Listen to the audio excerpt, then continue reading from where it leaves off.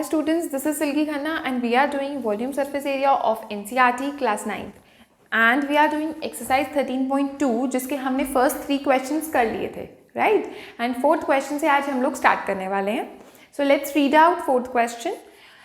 The diameter of the roller is 84 centimeter and length is 120 centimeter.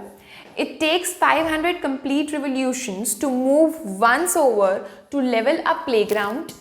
Find the area of the playground in meter square. अब ये roller क्या है? Road roller. Road roller समझते हैं? कई बार आपने देखा होगा रोड जब बनती है, मान लो ये रोड है, ठीक है, और ये एक रोलर है, ठीक है. तो जब लेवल करना होता है हमने रोड को, तो रोलर कैसे चलाते हैं उसके ऊपर? इस तरह से, ऐसे चलता है, लाइक दिस, ऐसे ऐसे, कभी आगे कभी पीछे, लाइक दिस, ठीक है ना.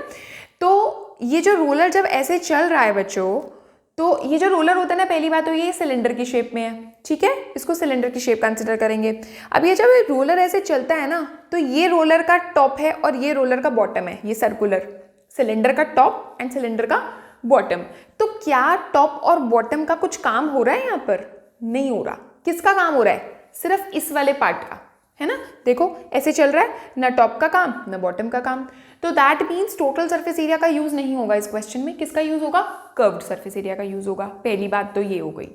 दूसरी बात ये है कि इसने 500 कंप्लीट रिवोल्यूशंस. दोबारा पढ़ो क्वेश्चन को. The diameter of the roller, पहले तो रोलर की डायमेंशंस दिए हुए हैं. 84 सेंटीमीटर जो है मेरा डायमीटर है, तो यानी जो रेडियस हो गया वो 42 सेंटीमीटर हो गया, और जो लेंथ है यानी ये लेंथ हो गई, यानी ये हाइट हो गई, तो वो जो हाइट है वो है 120 सेंटीमीटर, ठीक है. और हमने ये भी पता लगा लिया कि इसमें कर्व्ड का यूज़ होना है या टोटल का कर्व्ड का यूज़ होना है. अब मेरी बात सुनो, जो कर्व्ड सरफेस एरिया होता है ना, वो एक कंप्लीट रिवोल्यूशन का एरिया होता है एक्चुअली. देखो कि मतलब कि एक कंप्लीट रिवोल्यूशन में उसने कितना एरिया कवर किया, है ना. ये देखो जब ये ऐसे है, स्टिल है, जब उसने एक पूरा रिवोल्यूशन, जैसे मेरी ये यहाँ पर ना बोल्ड लिखा हुआ है ना, तो यहाँ से शुरू हुआ, बोल्ड अभी ऊपर है, ठीक है. अब ये पूरा जब रोटेट होके बोल्ड फिर से ऊपर आ गया ना, तो इसका मतलब ये एक कंप्लीट रिवोल्यूशन हो गया, ठीक है.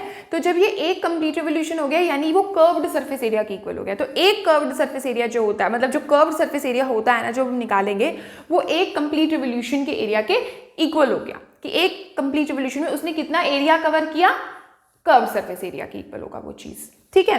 तो अभी मैं इसमें कर्व सरफेस एरिया निकालूंगी, वो होगा 2 पाई आर एच, यानी 2 into 22/7 into 42 into 120 centimetre square, ठीक है. 7 6 जा 42, 2 6 जा 12, 12 12 जा 144, 0 इंटू 22 सेंटीमीटर स्क्वायर. अब 144 को अगर हम 22 से मल्टीप्लाई करें तो हमारा आता है 8 और 8 6 1 3168 31680 सेंटीमीटर स्क्वायर. अब क्या है कि इसका मतलब जो डिस्टेंस कवर हुआ एक रेवोल्यूशन में, वो है 31680 सेंटीमीटर स्क्वायर. ये एक रेवोल्यूशन का डिस्टेंस है. और हमें क्या निकालना है कि it takes 500 complete revolutions to move once over to level a playground. पूरे प्लेग्राउंड को लेवल करने के लिए उसको कितने रिवोल्यूशंस काटने पड़े? 500 कंप्लीट रिवोल्यूशंस, ठीक है. तो वो बोल रहे हैं कि एरिया ऑफ प्लेग्राउंड क्या है, पूरा प्लेग्राउंड का एरिया क्या है मीटर स्क्वायर में, वो ये पूछ रहे हैं हमसे, ठीक है. तो अभी एक रेवोल्यूशन में उसने कितना डिस्टेंस ट्रैवल किया, उसने कितना एरिया कवर किया? एरिया 31680 सेंटीमीटर स्क्वायर कवर किया. तो जो 500 रिवोल्यूशंस में है, अगर मैं उसमें निकाल लूँ कि उसने कितना एरिया कवर किया, तो पता चल जाएगा कि एरिया ऑफ प्लेग्राउंड कितना है ना. क्योंकि पूरा प्लेग्राउंड को लेवल करने के लिए उसको 500 रिवोल्यूशंस पूरे लग गए, है ना.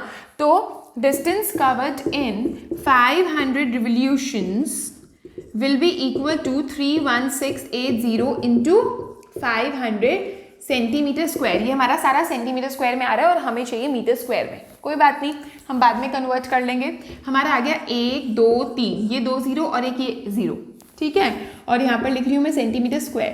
5 8 ज़ा 40, 0 4 5 6 ज़ा 30, 34 8 5 3 ज़ा 15। तो ये मेरा सेंटीमीटर स्क्वायर में आ गया।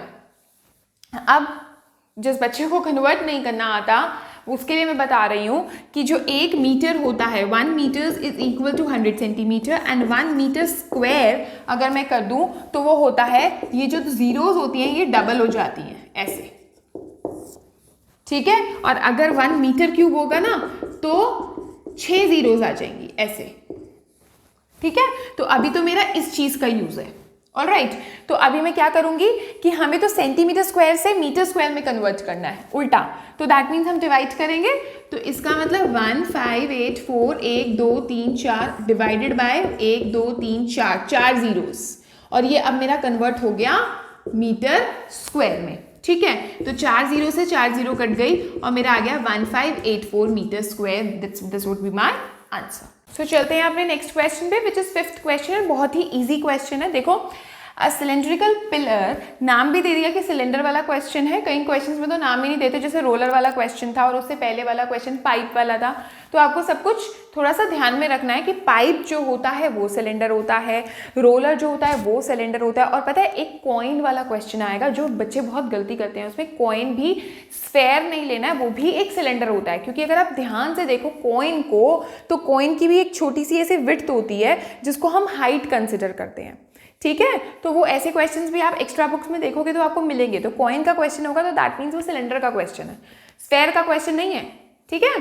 तो चलो आगे देखते हैं। A cylindrical pillar is this much in diameter. Diameter क्या है मेरा? 50 सेंटीमीटर लिखते जाते हैं। हाइट क्या है मेरी? 3.5 मीटर। हाइट क्या है? 3.5 मीटर।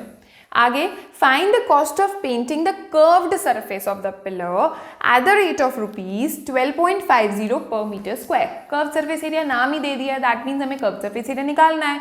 बहुत ही सिंपल है, कर्व सरफेस एरिया निकाल के हमको कॉस्ट से मल्टीप्लाई करना है। लेकिन कॉस्ट को देखो ध्यान से, तो यहाँ पर मीटर स्क्वायर लिखा हुआ है, तो that means everything should be in metres, ठीक है, ताकि curve surface area metre square में आ जाए और सीधा हम कॉस्ट से मल्टीप्लाई कर दें, ठीक है।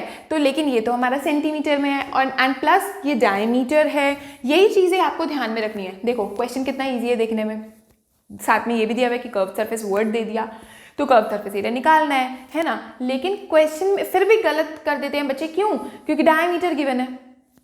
यहाँ कभी ध्यान नहीं जाता, कभी ये ध्यान नहीं जाता कि भाई डायमीटर सेंटीमीटर्स में है। तो बहुत अच्छे से ध्यान से पढ़ना है हमको, ठीक है। तो जो रेडियस होगा वो होगा 50/2 विच इज़ 25 सेंटीमीटर, और इसको अगर मैं कन्वर्ट करती हूँ तो वो आ जाएगा मेरा 0.25 मीटर्स, ठीक है। तो अब कर्व सरफेस एरिया क्या होगा? इसको स्मॉल h से करा करो वैसे डिनोट, 2πRh, यानी 2 × 22/7 × R × h मीटर स्क्वायर, ठीक है। अब मैंने इसको ऐसे कर दिया 100 और यहाँ पर कर दिया 10, ठीक है। अब मैं क्या करूँगी? 7 5 ज़ा 35, 5 2 ज़ा 10 और ये भी कट गया मेरा, ठीक है। 25 4 ज़ा 100 होता है ना। 2 2 ज़ा 4 और यहाँ पर आ गया 11, तो बचा क्या? सिर्फ और सिर्फ 11/2 metre square, that is 5.5 metre square, ठीक है। अब हम क्या लिखेंगे? Cost of painting 1 metre square area is ₹12.50। यही मतलब होता है ना, ₹12.50 पर मीटर स्क्वायर का मतलब 1 मीटर स्क्वायर, यानी 1 मीटर स्क्वायर का एरिया पेंट करने में हमारे कितने पैसे लग रहे हैं? ₹12.50। तो cost of painting 5.5 metre square area will be equal to ₹5.5 × 12.50, ठीक है।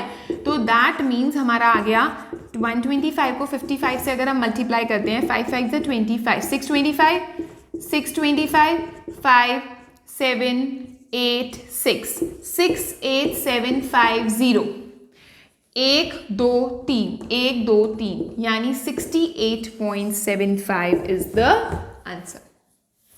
ओके, रुपीस लिखना नहीं भूलना है। ओके, सो नेक्स्ट क्वेश्चन करते हैं। ये क्वेश्चन भी बहुत ही इजी है हमारा। हमें दिया हुआ है curved surface area of a right circular cylinder is 4.4 metre square. क्या दिया हुआ है? CSA इज 4.4 मीटर स्क्वायर, ठीक है।